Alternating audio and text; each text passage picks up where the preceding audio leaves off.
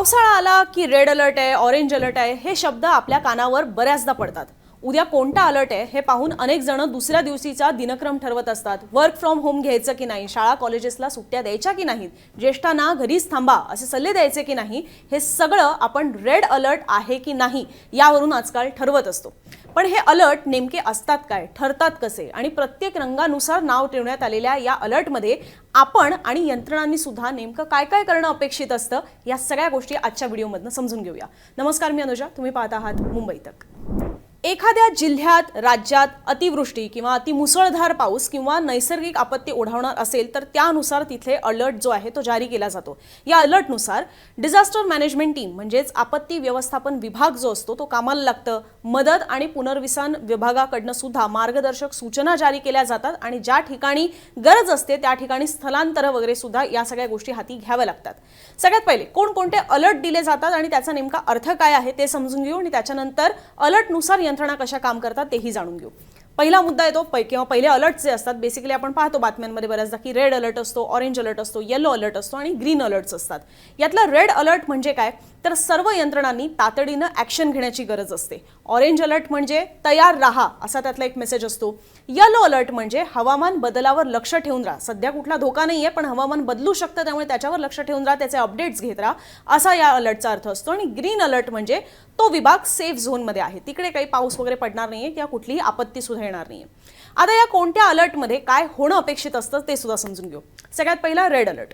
Red अलर्टमध्ये हवामानाच्या दृष्टीने अति धोकादायक परिस्थिती ओढावते तेव्हा रेड अलर्ट जो असतो तो जारी केला जातो.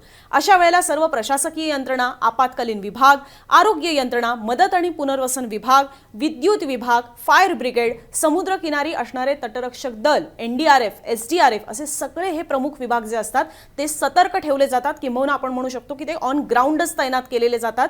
खूप मोठ्या प्रमाणावर त्यांच्यावर यावेळेला जबाबदारी असते. म्हणजेच मोठी आपत्ती घडल्यास फार नुकसान होऊ नये या दृष्टीने हे सगळे विभाग जे आहेत ते सर्वतोपरी काळजी घेत असतात. या अलर्टमध्ये सर्व यंत्रणांनी तातडीनं ॲक्शन घेण्याची गरज असते. रेड अलर्टमध्ये जनजीवन विस्कळीत होण्याचाही धोका असतो, वीज पुरवठा खंडित होण्याचीही शक्यता असते. आणि जी परिस्थिती आपण खरं तर मधल्या काळामध्ये सुद्धा अनेक आलेली वादळं आलेली होती त्याही वेळेला पाहिलेलं होतं की ज्या वेळेला मोठ्या प्रमाणात वारे हे 120 ते 130 किलोमीटर प्रति तास वेगानं वाहत असतात त्यावेळेला झाडं उन्मळून पडतात, विजेचे खांब कोसळतात, समुद्राला उधाण येतं. अशा सगळ्या या परिस्थितीमध्ये हा रेड अलर्ट जो असतो तो जारी केलेला असतो आणि या रेड अलर्टमध्येच खबरदारीसाठी लोकांचं स्थलांतर सुद्धा करण्यात येतं. दुसरा असतो तो ऑरेंज अलर्ट. ऑरेंज अलर्टमध्ये रेड अलर्टपेक्षा थोडी कमी धोकादायक स्थिती असते पण इथे सुद्धा यंत्रणांना सतर्क ठेवलेलं असतं किंवा ते सज्ज असतात.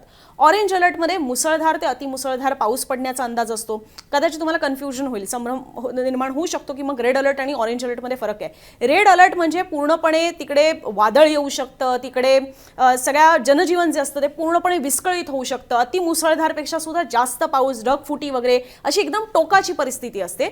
ऑरेंज अलर्टमध्ये मुसळधार ते अतिमुसळधार पाऊस पडण्याचा अंदाज जो असतो तो हवामान विभागाने वर्तवलेला असतो.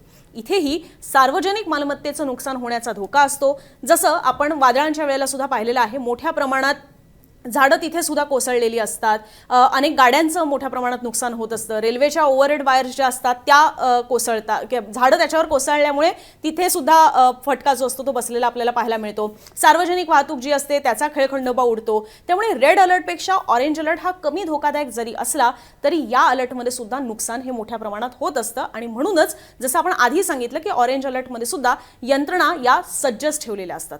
यानंतर तिसरा अलर्ट असतो तो म्हणजे येलो अलर्ट.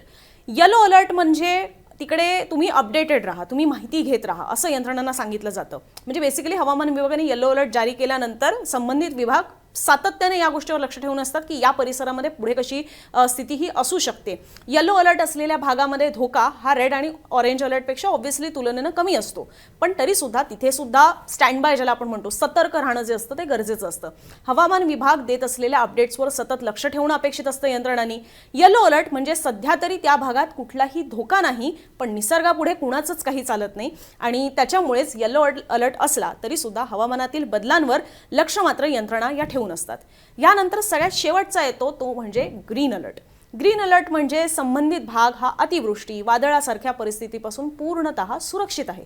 ग्रीन अलर्ट असलेल्या भागासाठी कोणत्याही सूचना किंवा कुठल्याही ॲडवायझरीज या प्रसिद्ध केल्या जात नाहीत कारण तिथे कुठलाही धोका नसतो. आता कदाचित तुमचं इथे सुद्धा कन्फ्युजन होऊ शकतं, संभ्रम होऊ शकतो की मग ग्रीन अलर्ट हा दिलाच का जातो, म्हणजे एकीकडे त्याला सुरक्षित पण म्हणायचं आणि दुसरीकडे त्याला अलर्ट असं सुद्धा नाव द्यायचं. तर याच्यात सुद्धा हे समजून घेणं गरजेचं आहे की पाऊस, वादळासारख्या परिस्थितीत लोक खूप पॅनिक होतात, घाबरून जातात. अनेक मेसेजेस व्हायरल होत असतात आजकाल सोशल मीडियाद्वारे, तुमच्या मोबाईलवर ते येत असतात, खूप बातम्यांचा भडीमार होत असतो. अशा सगळ्या परिस्थितीमध्ये जे भाग सुरक्षित आहेत त्यांना तशी ग्वाही मिळावी यासाठी ग्रीन अलर्ट सुद्धा जारी केला जातो, जेणेकरून तिथल्या लोकांना कुठलीही भीती असू नये.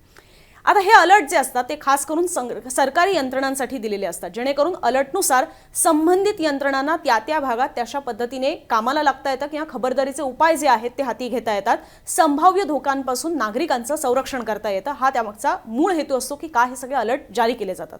सगळ्यात महत्त्वाचं ते म्हणजे की अलर्टनुसार यंत्रणा कशी काम करते. रेड आणि ऑरेंज अलर्टनुसार नागरिकांचं स्थलांतर केलं जातं. शाळा समारंभांचे हॉल जे असतात ते सुद्धा अशा वेळेला राखीव ठेवले जातात. त्या ठिकाणी या लोकांचं असतं ते स्थलांतर केलं जातं किंवा तिकडे वेगवेगळ्या सुविधा सुद्धा पुरवल्या जातात. वाहतुकीचे मार्ग मुळात बदलले जातात. हे सुद्धा आपण बऱ्याचदा रेड आणि ऑरेंज अलर्टमध्ये पाहत असतो. त्या पलीकडे जाऊन NDRF, SDRF जे असतात त्यांच्या तुकड्या सुद्धा मोठ्या प्रमाणात तैनात केलेल्या असतात संबंधित विभागामध्ये. तसंच कंट्रोल रूम मधले सुद्धा कर्मचारी हे 24 तास त्यावेळेला काम करत असतात.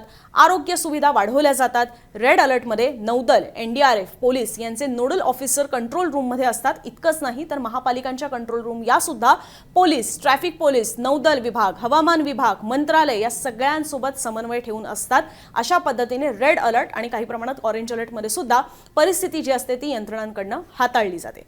तर हे सगळे असतात अलर्ट्स आणि अशा अलर्टनुसार कुठे कधी काय करणं अपेक्षित असतं आणि काय परिस्थिती असू शकते प्रत्येक अलर्टनुसार याबद्दलची ही सगळी माहिती होती. कारण की हे शब्द आजकाल आपण बऱ्याचदा ऐकतोय पण त्याचा अर्थ सुद्धा समजून घेणं गरजेचं असतं. म्हणून हा व्हिडिओ कसा वाटला, ही माहिती कशी वाटली याबद्दलच्या तुमच्या प्रतिक्रिया कॉमेंट बॉक्समध्ये जरूर मांडा आणि असेच माहितीपूर्ण व्हिडिओ पाहण्यासाठी मुंबई तकचं YouTube चॅनल सबस्क्राईब करायला विसरू नका.